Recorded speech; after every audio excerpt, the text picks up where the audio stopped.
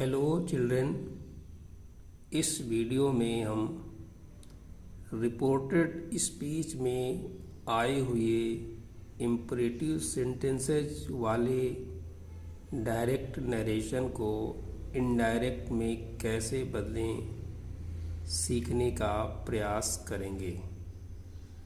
सबसे पहले हमारे लिए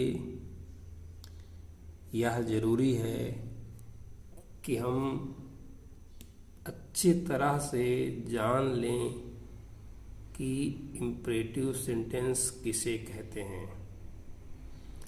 इम्परेटिव सेंटेंस में किन किन बातों का समावेश होता है।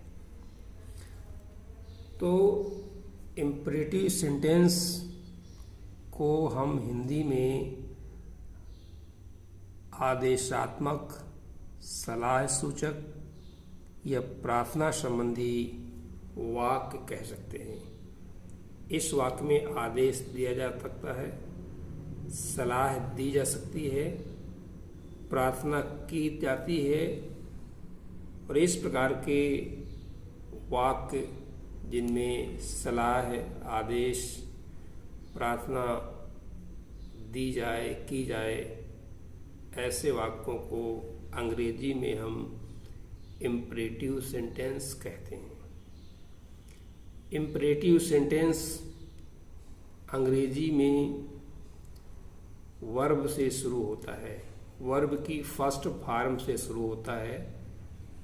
इसका कर्ता सदैव यू होता है जो वाक्य में छिपा रहता है और सेंटेंस की शुरुआत क्रिया की फर्स्ट फॉर्म से होती है। कर्ता छिपा रहता है, ये बात सभी विद्यार्थियों को ध्यान में रखना चाहिए और कर्ता सदैव यू होता है। तो ये इम्परेटिव सेंटेंस की विशेषताएं हैं। इसमें सलाह, आदेश, प्रार्थना दी जाएगी या ली जाएगी और ये क्रिया से शुरू होगा। इसका कर्ता सदैव यू होता है जो छिपा रहता है। आइए अब हम इसको इनडायरेक्ट नरेशन में कैसे बदलते हैं, क्या इनके नियम हैं, यह जानने का प्रयास करेंगे। प्रथम नियम, यदि इम्परेटिव सेंटेंस आदेश देने वाला वाक्य है, यदि इम्परेटिव सेंटेंस में आदेश दिया गया हो तो रिपोर्टिंग वर्ब में आए हुए से टू के स्थान पर ऑर्डर या कमांड, इन दोनों शब्दों का तात्पर्य आदेश देना होता है। इसी प्रकार सेज टू का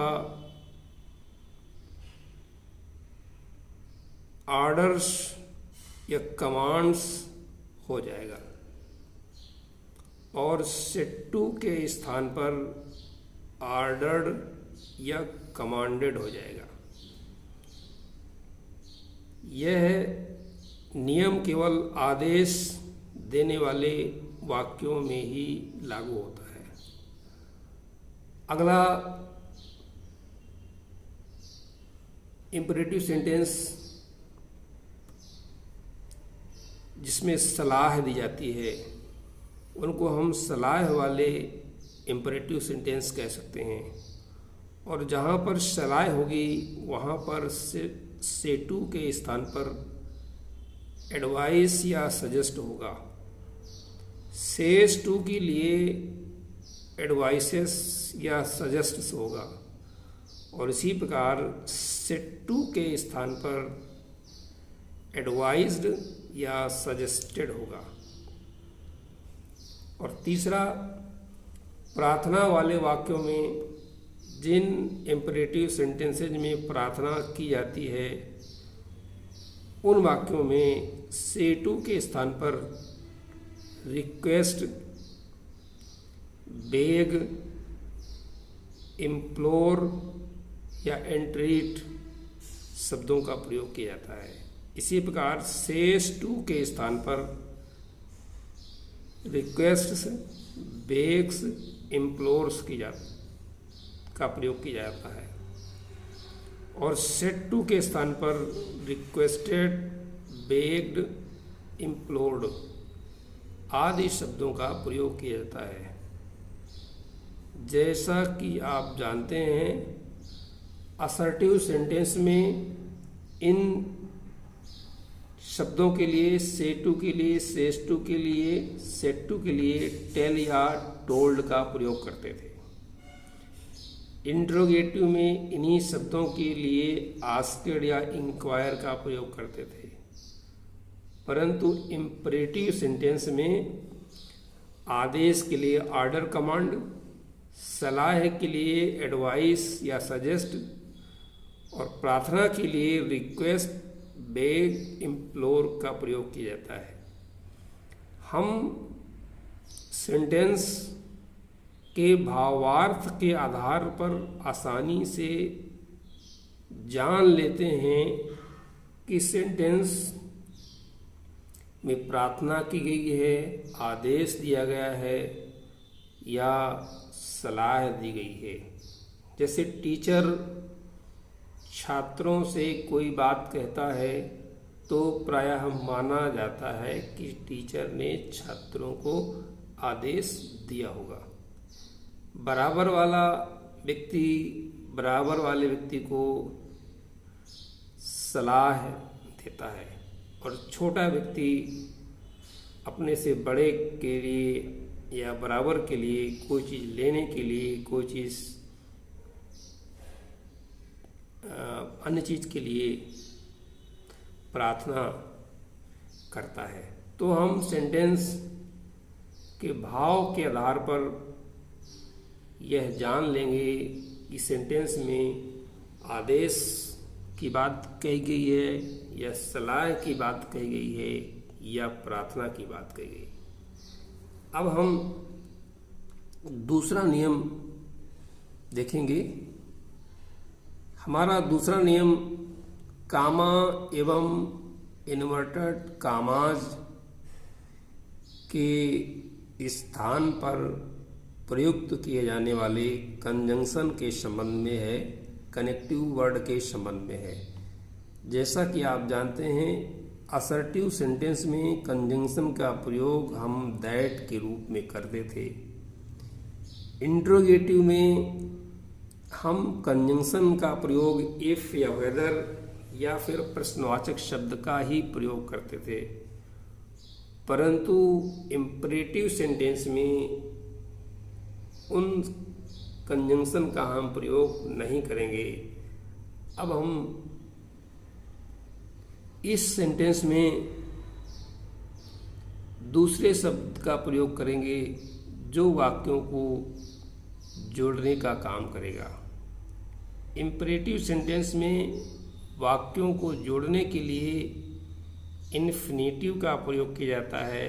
इन्फिनेटिव क्रिया की फर्स्ट फॉर्म में टू लगाने से बन जाता है, अर्थात कामा और इन्वर्टेड कामाज के स्थान पर हम टू का प्रयोग करेंगे। ये टू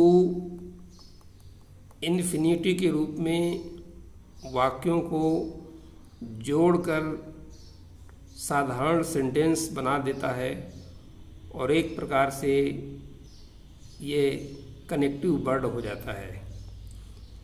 इस टू का अर्थ जब वाक्य इसके द्वारा जोड़ा जाएगा तो अर्थ निकलेगा ने के लिए। इस प्रकार कामा और इन्वर्टेड कामाज के स्थान पर हम दोनों वाक्यों को जोड़ने के लिए टू का प्रयोग करते हैं। तीसरा नियम पर्सनल प्रोनाउंस एवं अन्य शब्दों के परिवर्तन के संबंध में है। पर्सनल प्रोनाउन का परिवर्तन, अन्य शब्दों का परिवर्तन पूर्व की भांति रहेगा, पूर्व की भांति का तात्पर्य जैसे असर्टिव सेंटेंस में था, जैसे इंटरोगेटिव सेंटेंस में हम पर्सनल प्रोनाउन एवं अन्य शब्दों को बदलते थे, उसी प्रकार इम्परेटिव सेंटेंस में भी हम पर्सनल प्रोनाउन को और अन्य शब्दों को बदलने का कार्य करेंगे। इनके लिए इस सेंटेंस में कोई नया या अलग से नियम नहीं है। तो आइए हम इम्परेटिव सेंटेंस को एग्जाम्पल के माध्यम से और अधिक समझने की कोशिश करेंगे, ताकि इम्परेटिव सेंटेंस से संबंधित यदि कोई प्रश्न परीक्षा पे आता है या किसी जगह हमको इसका इस्तेमाल करना होता है तो हम कैसे करेंगे। यहाँ हम एक एग्जाम्पल लेंगे। हमने डायरेक्ट में लिखा है, Ram said to his servant. Ram ने अपने नौकर से कहा। आप जानते हैं कि जब कोई बात किसी नौकर से कही जाती है तो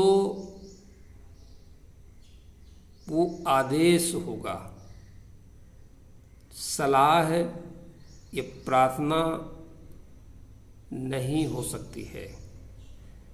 मालिक यहाँ राम है और उसने अपने नौकर से कहा, अर्थात उसने नौकर को आदेश दिया।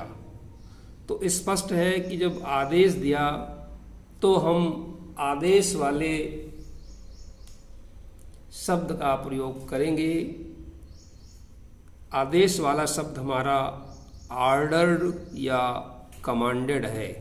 तो यहाँ हम लिखेंगे राम। अब हम सेड टू के स्थान पर ऑर्डर्ड लिखेंगे या कमांडेड लिखेंगे। Ordered his servant. और इस कामा के लिए, इन्वर्टेड कामाज के लिए हमने बताया कि टू का प्रयोग किया जाता है। तो इसको हटाकर इसके स्थान पर हमने टू लिख दिया और फिर हमारा रिपोर्टेड स्पीच आ जाता है, जो क्रिया की फर्स्ट फॉर्म से प्रारंभ होता है और कैपिटल लेटर से शुरू होता है। तो हम इसको स्मॉल लेटर से शुरू करके लिख देंगे। इसको हमने गो लिख दिया और दूसरा शब्द है अवे। इस प्रकार से यह हमारा इम्परेटिव सेंटेंस का इनडायरेक्ट बन गया।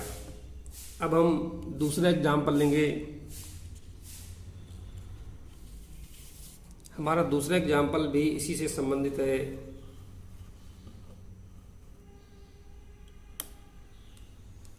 यहाँ हमने डायरेक्ट पहले से लिख रखा है, mother said come here my son. आप देख रहे हैं, the mother said come here my son. इसमें माई सन ओकेटिव केस के रूप में आया है, जो रिपोर्टेड स्पीच में आपको अतिरिक्त लग रहा है।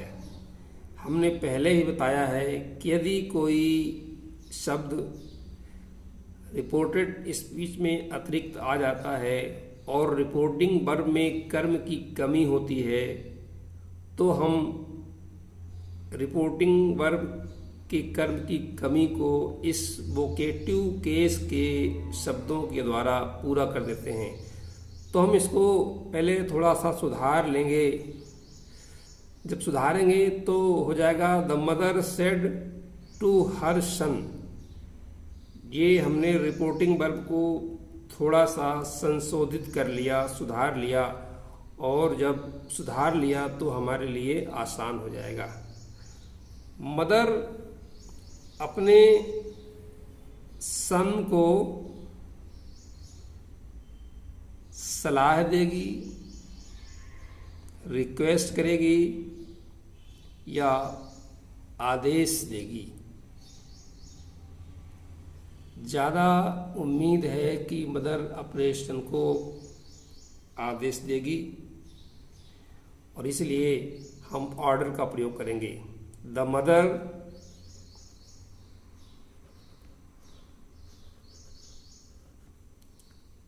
ऑर्डर्ड भी हो सकता है और एडवाइस भी हो सकता है।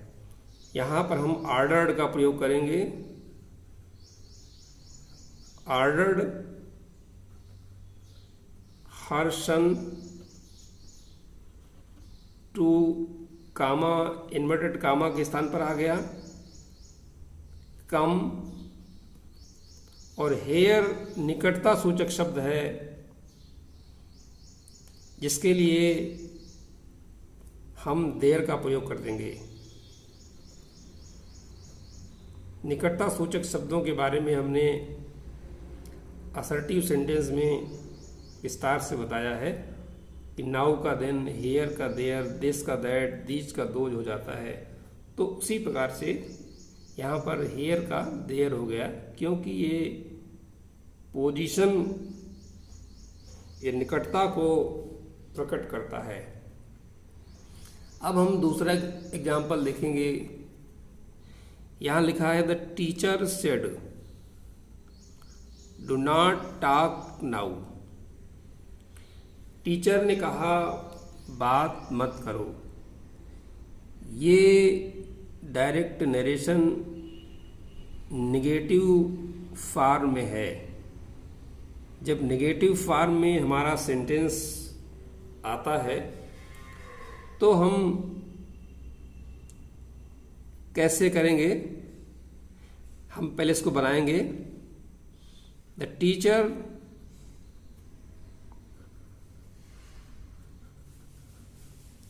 Ordered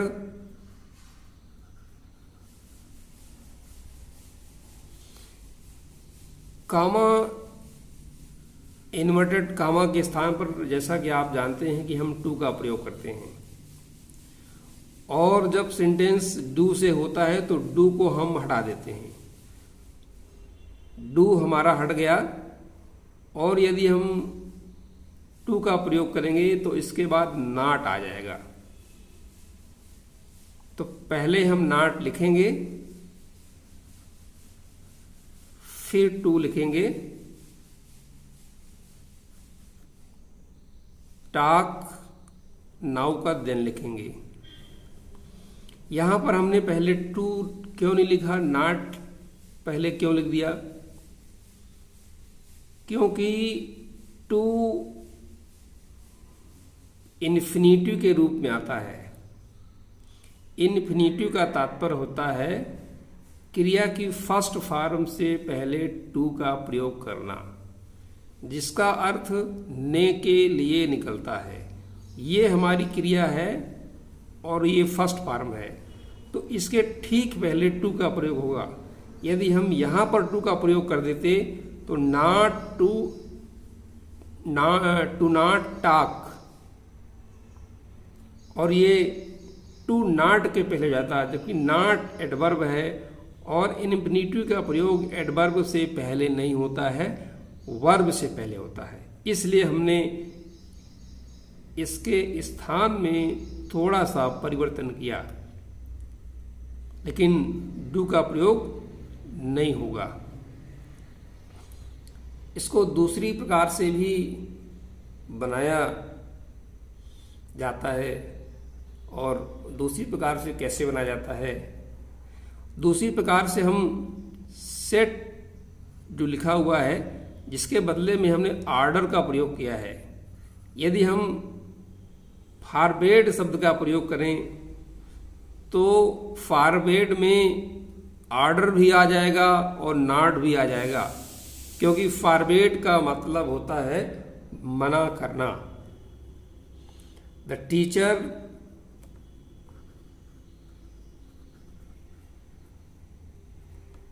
forward. अब इसमें ऑर्डर भी आ गया और नॉट भी आ गया। जब ये दोनों शब्द जुड़ गए तो सिर्फ हमको टू से वाक्य लिखना पड़ेगा और ये और सरल हो जाएगा। कहने का तात्पर्य, यदि इम्परेटिव सेंटेंस निगेटिव फॉर्म में है तो ऑर्डर्ड या कमांडेड के स्थान पर हम फॉरवर्ड शब्द का प्रयोग करेंगे और फॉरवर्ड शब्द प्रयोग करते ही नॉट भी चला जाएगा और हमारा सेंटेंस काफ़ी आसान हो जाएगा। अब हम अगली प्रकार का एग्जाम्पल लिखेंगे जो थोड़ा इससे डिफरेंट है। यहां पर हमने लिखा डायरेक्ट के रूप में, the hermit said never speak ill of anyone.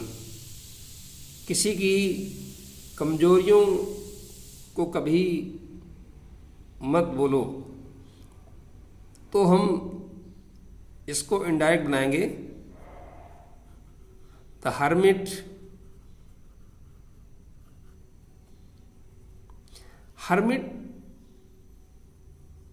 यहां पर एक सलाह जैसा दे रहा है, सजेस्ट कर रहा है। नेवर वाले वाक्य में सलाह ही होती है, सजेस्ट होता है, और इसलिए हम सजेस्ट का प्रयोग करेंगे क्योंकि यहाँ पर नेवर में सजेस्ट प्रकट हो रहा है।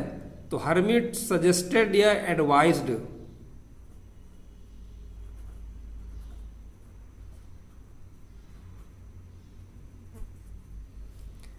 अब पहले हमें कामा, इन्वर्टेड कामा के स्थान पर टू लाना होगा, लेकिन सेंटेंस की शुरुआत नेवर से हो रही है और नेवर भी निगेटिव वर्ड है। तो जब भी निगेटिव वर्ड आता है तो टू का प्रयोग निगेटिव वर्ड के बाद होता है, अर्थात नकारात्मक शब्द के बाद होगा। पहले हम नेवर लिख देंगे, फिर टू का प्रयोग करेंगे, जैसा कि हमने पहले किया है। तो never to speak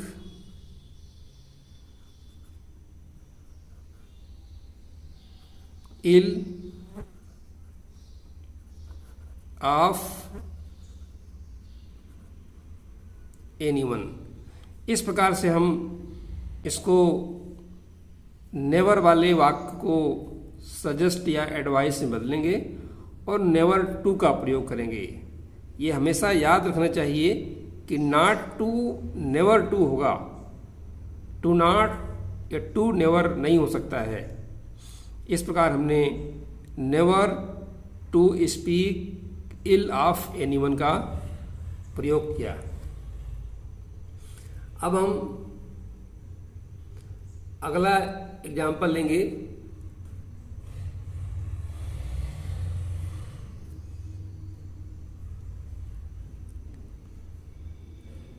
the servant said forgive me sir.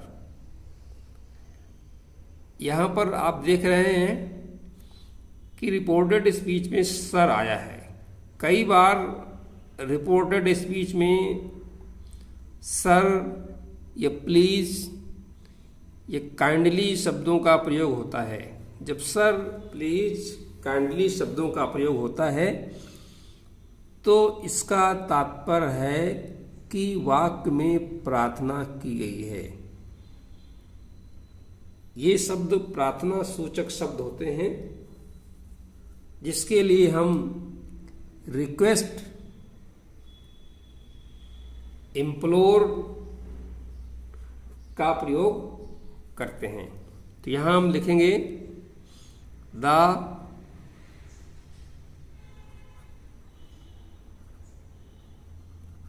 Servant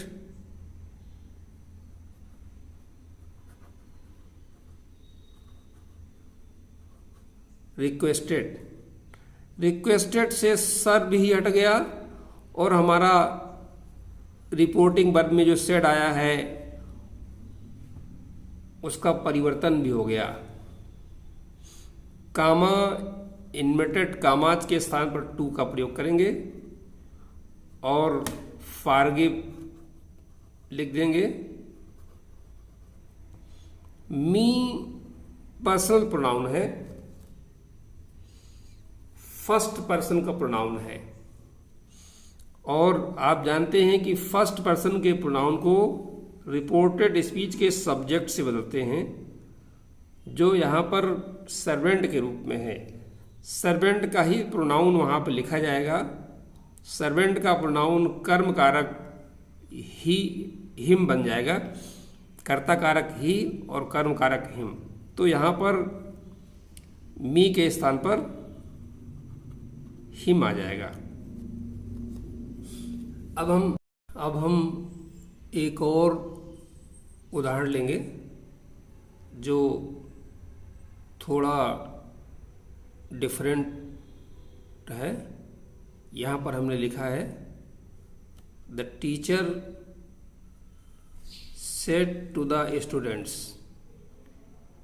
if you want to get success work hard.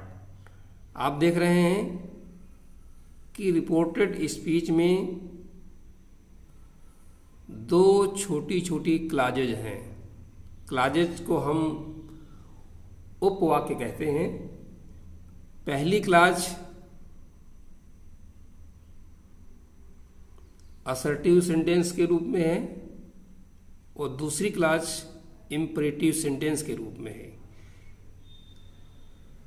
यदि इस प्रकार से आ जाता है तो असर्टिव वाली क्लाज को हम असर्टिव के नियम से बदलेंगे और इम्परेटिव वाली क्लाज को हम इम्परेटिव से बदलेंगे।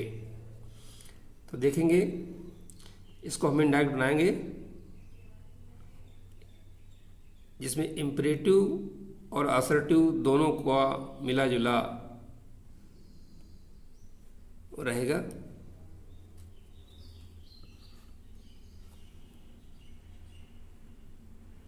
The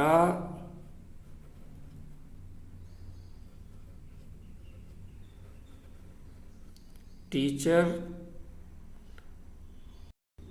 advised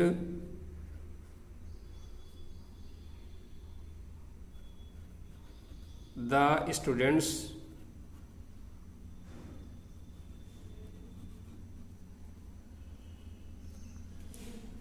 that comma inverted comma के स्थान पर दैट लाएंगे। इफ अब यू को बदलेंगे, यू सेकेंड पर्सन का प्रोनाउन है, रिपोर्टिंग वर्ब के ऑब्जेक्ट से बदलेगा जो यहाँ पर स्टूडेंट्स लिखा है। स्टूडेंट्स को हम पर्सनल प्रोनाउन में बदलेंगे तो ये दे बन जाएगा और यू के स्थान पर यहाँ पर दे आ जाएगा। वांट का वांटेड हो जाएगा क्योंकि इधर क्रिया की सेकेंड फॉर्म लिखी हुई है, तो वांटेड लिखेंगे हम।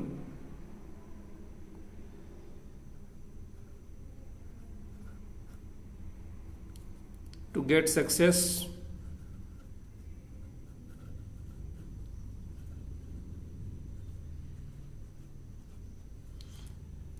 कामा लगाएंगे।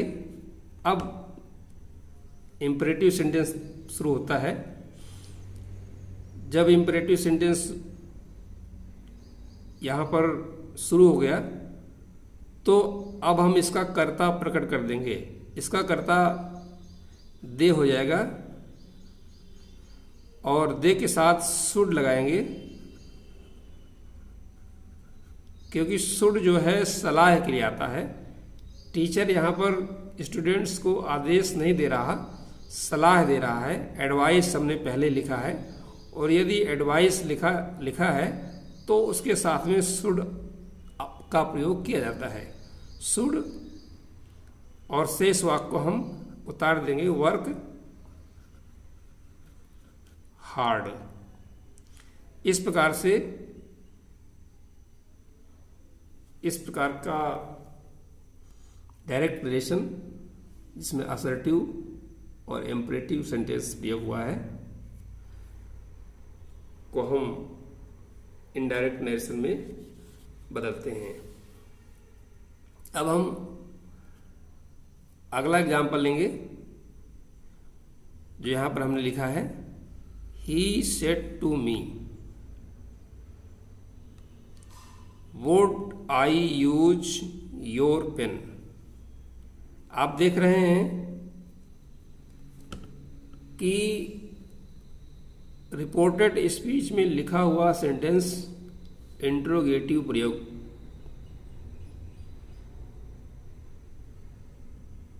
लगता है। इंट्रोगेटिव वाक्य देखने में अवश्य लगता है, परंतु ये वाक्य प्रार्थना संबंधी वाक्य है। जब हम वुड से, कुड से, मे से, माइट से या शुड से वाक्यों को प्रारंभ करते हैं तो ऐसे वाक्य प्रश्नवाचक कम, प्रार्थना सूचक ज़्यादा होते हैं। और हम इम्परेटिव सेंटेंस में प्रार्थना करने की बात, प्रार्थना होने की बात पढ़ते हैं, और इसलिए यहाँ पर ये इंट्रोगेटिव सेंटेंस होने के बावजूद भी ये प्रार्थना सूचक वाक्य है, और इसलिए हम सेड टू के स्थान पर रिक्वेस्ट लिखेंगे, प्रेड लिखेंगे। तो आइए हम इसको बनाते हैं, ही रिक्वेस्टेड मी।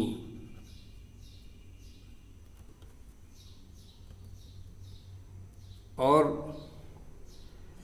कामा, इन्वर्टेड कामा के स्थान पर हम टू का प्रयोग करेंगे।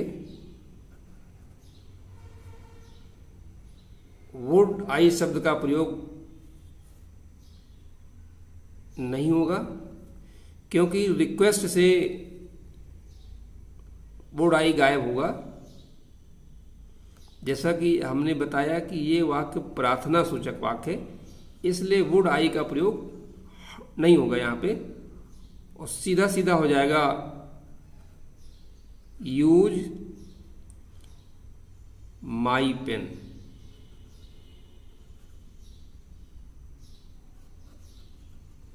योर का माई बन जाएगा, क्योंकि ये सेकेंड पर्सन का कर्म कारक है, मी से बदलेगा, मी का कर्म कारक माई हो जाएगा। तो इस प्रकार जो सहायक क्रिया और जो कर्ता था हमारा वो हट गया और सीधा सीधा हो गया, he requested me to use my pen. अब हम कुछ और एग्जाम्पल लेंगे जो लेट के संबंध में है। इंपरेटिव सेंटेंसेज में लेट से प्रारंभ होने वाले वाक्य भी आते हैं। लेट के बाद जो नाउन या प्रोनाउन होते हैं उनसे स्पष्ट होता है कि वो सलाह वाले हैं या अनुमति वाले हैं या फिर आदेश वाले हैं। यहाँ हमने लिखा है कि लेट के बाद यदि अस है, यूएस, तो वो वाक्य सलाह वाला होगा, और यदि लेट के बाद मी है तो वह वाक्य अनुमति लेने के लिए होगा। और यदि लेट के बाद थर्ड पर्सन का कोई प्रोनाउन है, जैसे हिम, हर, देम या कोई नाम है, तो ऐसा वाक्य आदेश देने के लिए होगा। अस है तो सलाह के लिए, मी है तो अनुमति लेने के लिए, प्रार्थना करने के लिए, और कोई थर्ड पर्सन हिम, हर, देम या कोई नाउन है तो आदेश के लिए। जब वाक्य में सलाह होगी तो सेटू के स्थान पर हम प्रपोज्ड या सजेस्टेड का प्रयोग करेंगे। और यदि जब लेट के बाद मी आएगा तो हम सेड टू के स्थान पर प्रेड, बेग्ड, रिक्वेस्टेड का प्रयोग करेंगे। और इसी प्रकार यदि लेट के बाद हिम, हर, देम या कोई नाउन आता है तो हम सेड टू के लिए ऑर्डर्ड या कमांडेड शब्द का प्रयोग करेंगे। और कामा, इन्वर्टेड कामा के लिए जब लेट के साथ अस आएगा तो दैट का प्रयोग किया जाएगा, दैट। और लेट अस को बदल करके हम दे शुड कर देंगे या फिर वी शुड कर देंगे। याद रखना चाहिए कि कामा और इन्वर्टेड कामाज के स्थान पर दैट का प्रयोग और लेट अस के स्थान पर दे शुड या वी शुड का प्रयोग करेंगे। इसी प्रकार लेट मी के स्थान पर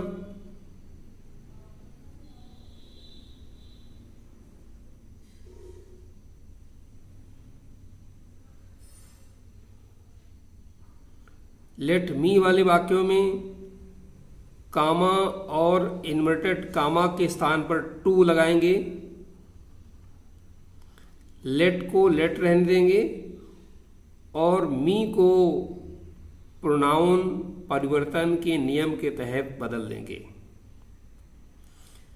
तीसरा नियम है, यदि लेट के बाद हिम आता है, हर या देम या कोई नाउन आता है तो कामा इनवर्टेड कामा के स्थान पर टू का प्रयोग करेंगे और इसके बाद हिम, हर, देम जो भी आएगा लिख दिया जाएगा, या फिर कामा इन्वर्टेड कामा के स्थान पर दैट का प्रयोग करेंगे। फिर कर्ता और लेट को बदल करके हम शुड कर देंगे, फिर वर्ब लिखेंगे। तो इसको हम एग्जाम्पल के द्वारा और अधिक समझने की कोशिश करेंगे।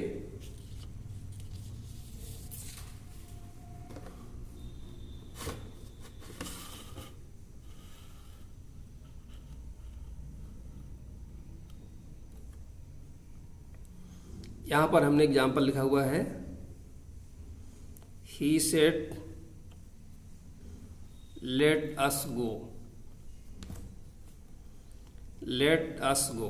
यहां पर लेट के साथ अस आया है, इसका तात्पर्य है कि इसके स्थान पर दैट आएगा और इसके स्थान पर सजेस्टेड या प्रपोज्ड आएगा। ही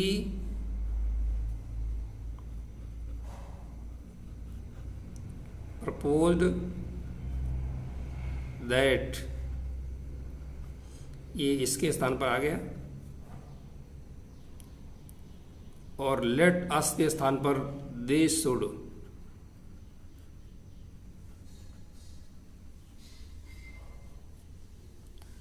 इसके स्थान पर दे शुड हो गया, सिर्फ ये बचा और गो लगा देंगे। इस तरह से हमारा इनडायरेक्ट सेंटेंस पूरा हो गया। अगला सेंटेंस हम देखेंगे,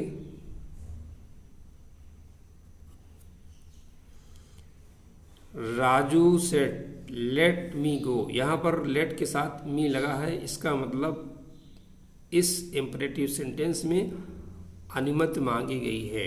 तो हम लिखेंगे राजू अनुमति मांगने के लिए रिक्वेस्ट या प्रेड होगा, तो हम लिखेंगे रिक्वेस्टेड, कामा के स्थान पर हम टू लगा देंगे, लेट को इस तरह लिख लेंगे, मी को बदलना होगा, मी फर्स्ट पर्सन का प्रोनाउन है, राजू से बदलेगा, ये कर्म कारक है इसलिए राजू यहाँ पर कर्म कारक के रूप में आएगा। राजू का प्रोनाउन ही बनेगा और ही का कर्म कारक हिम हो जाएगा, तो मी के स्थान पर हिम और गो उस तरह रहेगा। इस प्रकार से इसको बदल दिया है। इसका दूसरा तरीका भी बदलने का है, तो उसको भी देख लीजिए। राजू रिक्वेस्टेड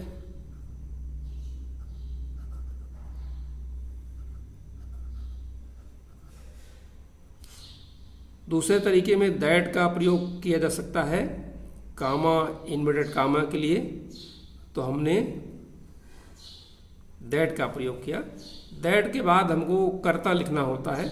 यहाँ पर कर्ता मी का हमने हिम किया, यहाँ पर हिम कर्म कारक के रूप में था, लेकिन यहाँ कर्ता कारक के रूप में जब लिखा जाएगा तो ही हो जाएगा, ही। और इस प्रकार के वाक्यों में जब अनुमति लेने के लिए होता है और दैट कंजंक्शन के साथ शुरू किया जाता है तो माइट का प्रयोग किया जाता है। माइट अनुमति मांगने के लिए होता है। माइट हमने लिख दिया कि ही माइट अनुमति के लिए आया है, और गो इस प्रकार से दूसरे तरीके से हो सकता है। He requested, Raju requested that he might go. Next example,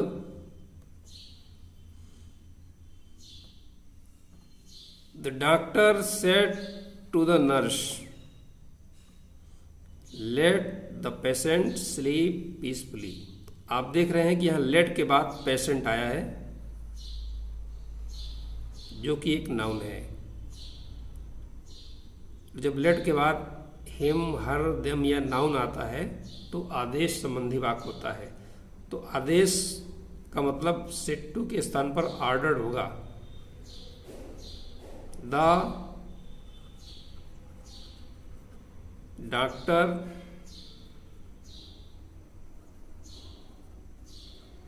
ordered the nurse. अब इसको भी दो तरीके से बनाएंगे। पहले टू से बनाएंगे तो कामा इन्वर्टेड कामा के स्थान पर टू आ जाएगा। टू लेट शेष वाक्य को पोते उतार देंगे। The patient sleep peacefully.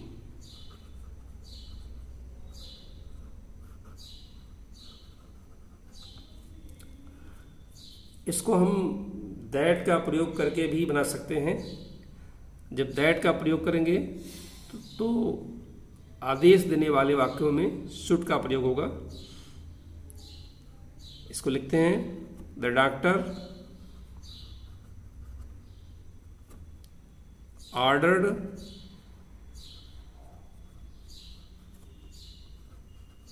The nurse that. यहाँ हम कामा इन्वर्टेड कामाज के स्थान पर दैट लगाते हैं। दैट लिख दिया और फिर हम कर्ता लिखेंगे द पेशेंट।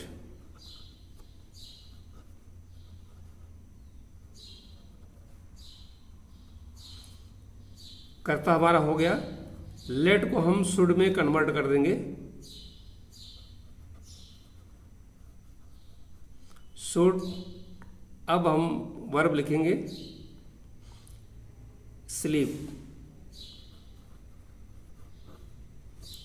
पीसफुली।